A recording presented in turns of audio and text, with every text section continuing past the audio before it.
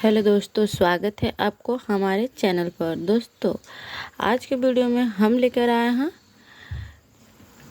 आधुनिक भारत का इतिहास, जिसमें पहला टॉपिक पढ़ेंगे यूरोपियों को भारत में आगमन। तो यूरोपियों को भारत में आगमन कब हुआ था? 17 मई 1498 ईस्वी में पहली बार वास्को डी गामा भारत पहुंचे थे। फिर हो जाएगा वो भारत के कालीकट बंदरगाह पर पहुंचा। वास्को डी गामा पहली बार भारत में पहुंचा था कालीकट बंदरगाह पर। फिर उस समय वहाँ के शासक कौन थे? जेमोरिन, जो उनको भव्य स्वागत करने के लिए उसके तट पर खड़े थे। भारत में प्रथम पुर्तगालियों का वायसराय बनकर कौन आया था? तो कौन आया था? अल्फांसो द अल्बुकर, जो 1509 ईस्वी में बनकर आए थे वायसराय के रूप में। फिर इनका यूरोपियों को भारत में आगमन होने का कारण, मतलब उद्देश्य क्या था इन लोगों को? तो सबसे पहले उद्देश्य था इन लोगों को मसालों का व्यापार करना, जिसमें काली मिर्च, इलायची, दालचीनी जैसे मसालों का व्यापार करना। फिर समुद्री व्यापार पर नियंत्रण करना।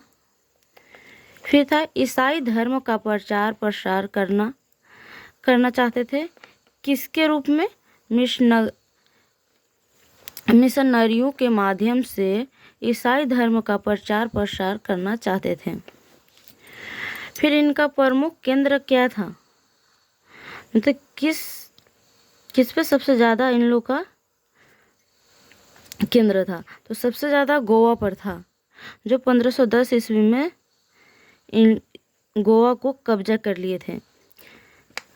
फिर दमन, फिर दीव, फिर कोचीन। पुर्तगालियों ने अपनी पहली व्यापारिक कोठी कहाँ खोला था? कोचीन में खोली थी।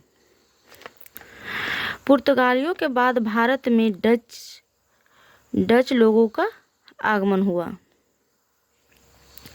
पहला डच यात्री कौन थे?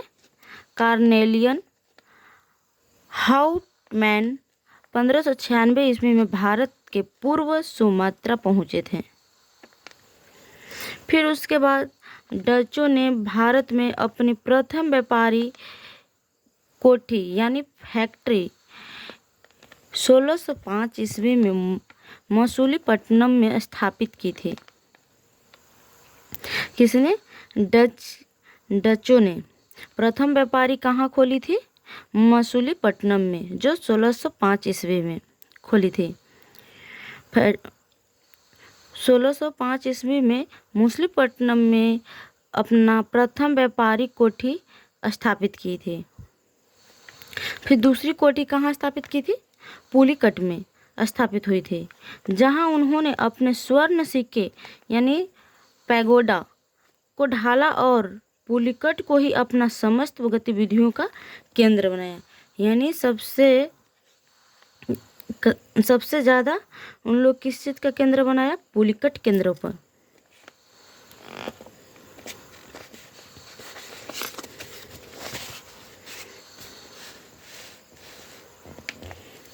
फिर इसके आगे डचों का भारत में अंतरिम रूप से पतन हुआ 1759 ईस्वी को। अंग्रेजों एवं डचों के मध्य हुए बेदरा युद्ध से हुआ था। किस युद्ध से हुआ था? बेदरा युद्ध से। फिर 31 दिसंबर 1600 ईस्वी को इंग्लैंड की रानी एलिजाबेथ प्रथम से ईस्ट इंडिया कंपनी को अधिकार पत्र प्रदान किया। एलिजाबेथ प्रथम ने ईस्ट इंडिया कंपनी के लिए अधिकार पत्र प्रदान किया था। कब? 1600 ईस्वी में। 31 दिसंबर 1600 ईस्वी को इंग्लैंड की रानी एलिजाबेथ प्रथम ने ईस्ट इंडिया कंपनी को अधिकार पत्र प्रदान किया। फिर फिर किसका आगमन हुआ?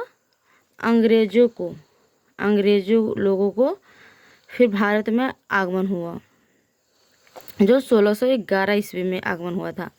दक्षिण पूर्व समुद्र तट पर सर्वप्रथम अंग्रेजों ने मुस्लिमपट्टनम में व्यापारी कोठी की स्थापना की थी। अंग्रेजों ने कहाँ स्थापित की थी? मुस्लिमपट्टनम में ही। फिर जहांगीर ने 1613 ईस्वी में एक फरमान जारी करा, अंग्रेजों को सूरत में थॉमस एल्बर्ट के अधीन व्यापारी कोठी यानी फैक्ट्री खोलने की इजाज़त दी थी। किसने इजाज़त दी थी? थॉमस एल्डवर्थ ने।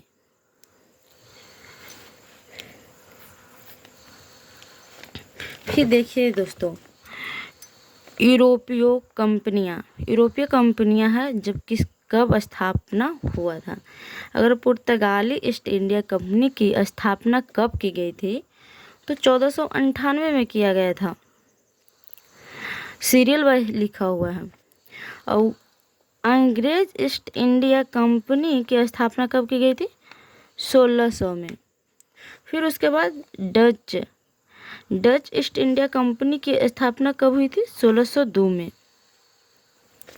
अब फिर हुई थी डेनिश ईस्ट इंडिया कंपनी की स्थापना कब हुई थी?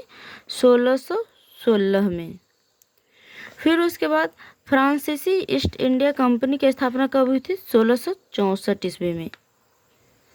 और फिर उसके बाद लास्ट में हुआ था स्वीडिश का ईस्ट इंडिया कंपनी की स्थापना हुई थी 1731 में।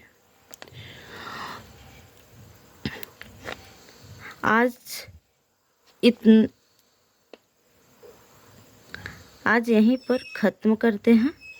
आगे दूसरे वीडियो में लाएंगे इसके आगे और विस्तृत रूप से बताने की कोशिश करेंगे। अगर वीडियो पसंद आया होगा तो कमेंट में लिखकर बताइएगा। जय हिंद दोस्तों।